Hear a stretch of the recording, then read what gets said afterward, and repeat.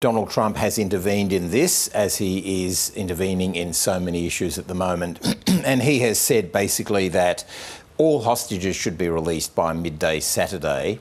He did add the caveat, though, that really it's up to Israel in a way. They make that final decision, do they continue it or not.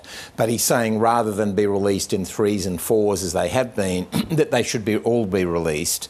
However, the whole ceasefire deal brokered by the United States, sure, it was a previous regime before Donald Trump, but was based on that timetable of releasing of the 33 over the first stage. So Donald Trump has really now thrown a spanner into this whole system.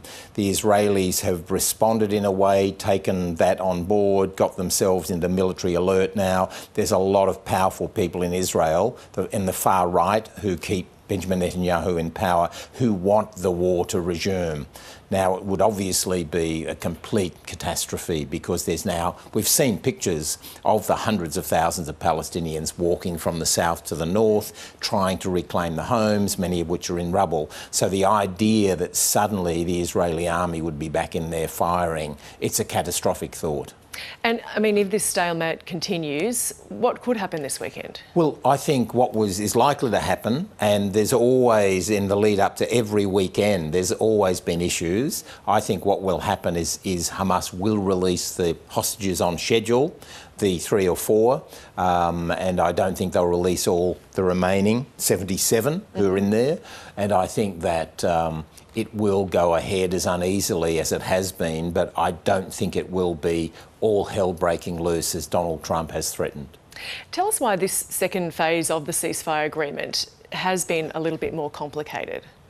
Well, both sides, obviously, having had a war for 15 months now, both Israel and Hamas, clearly, there's no goodwill, there's no preparedness to sit down and talk.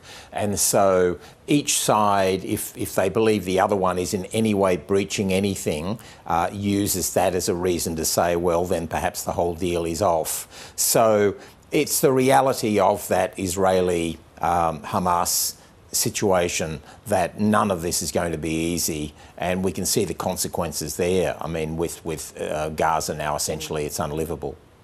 Now, John, Donald Trump has been meeting with Jordan's King Abdullah. We saw those pictures a moment ago.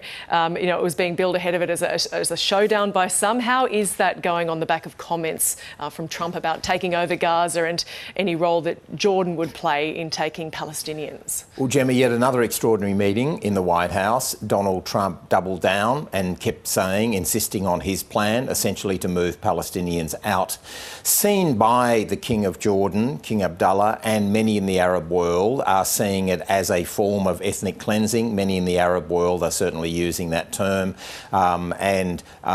Certainly King Abdullah does not want this plan. The key thing is what you heard him say just before there, where he said there's an alternative Egyptian plan and we've been invited to Saudi Arabia. And I think that said everything, that the Arab world will now see whether Saudi Arabia can come up with a plan. That'll be put to Donald Trump, and perhaps amid all of that, there'll be something worked out. We know that Saudi Arabia holds the Trump card, and we know that that is normalisation with Israel. That's what Israel and the United States want, and so that makes Saudi Arabia powerful. King Abdullah, though, in an extraordinary position here. He's kept in power essentially by US money, by US military and other aid, about $1.5 billion he gets a year. And so if that's withdrawn, as Donald Trump has suggested, then the whole thing will collapse. Donald Trump talked about the Palestinians could be moved to a parcel of land, he said, in Jordan and Egypt. And John, the French President Emmanuel Macron has intervened. He's had some comments on this. What has he had to say? Yes, important intervention from an influential European leader. He said that he's talked about the massive operation by the Israelis targeting sometimes civilian people. He says he doesn't think that is not the right way to go. And he's saying now what he thinks is the solution. There needs to be a collective approach by Arab and Gulf leaders working with European leaders to work out a political solution and the reconstruction of Gaza, and he says the Americans would be more than welcome to come along with that. Interesting that the Europeans and Macron are now beginning their own track in terms of Gaza and essentially saying will do it, not America. So it'll be a fascinating sort of battle between Donald Trump and the Europeans.